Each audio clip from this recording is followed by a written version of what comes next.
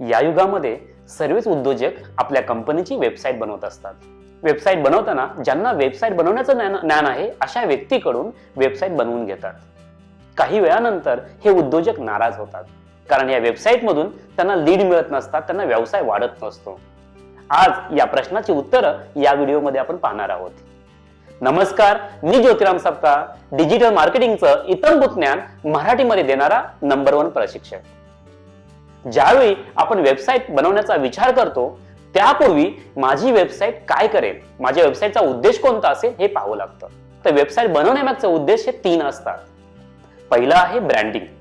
मला माझ्या व्यवसायाची, माझ्या प्रोडक्टची, माझ्या सर्व्हिसची जर ब्रँडिंग करायची असेल तर ब्रँडिंग हा उद्देश डोळ्यासमोर ठेवून मला वेबसाईट बनवावी लागते. दुसरा उद्देश आहे माझ्या प्रोडक्टसाठी, माझ्या सर्व्हिससाठी मला लोकांचा डेटा आला पाहिजे, लीड्स आल्या पाहिजेत. जर हा उद्देश असेल तुमचा तर तुम्हाला लीड जनरेशनची वेबसाईट बनवावी लागेल. आणि थर्ड उद्देश आहे जर माझे प्रोडक्ट्स, माझे सर्व्हिस मला वेबसाईट मधून विकायचे असतील तर आपल्याला ई कॉमर्स वेबसाईट बनवणे आवश्यक आहे.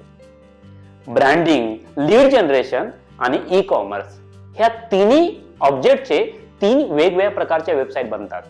सो पहिल्यांदा उद्योजक म्हणून तुम्हाला कोणत्या प्रकारची वेबसाईट बनवायची आहे याचा विचार करा. एकदा काय तुमचा हेतू फायनल झाला, म्हणजे तुम्हाला ब्रँडिंगची वेबसाईट तयार करायची असेल तर ब्रँडिंगचा उद्देश डोळ्यासमोर ठेवून त्या पद्धतीची वेबसाईट बनवणे आवश्यक आहे.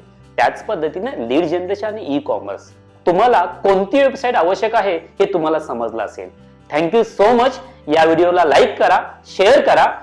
सर्वात महत्वाचं म्हणजे हा माझा चॅनल सबस्क्राईब करा आणि बेल आयकॉन वरती क्लिक करा, कारण या पद्धतीचेच व्हिडिओ तुम्हाला माझ्या चॅनलवरती मिळत राहतील. थँक्यू.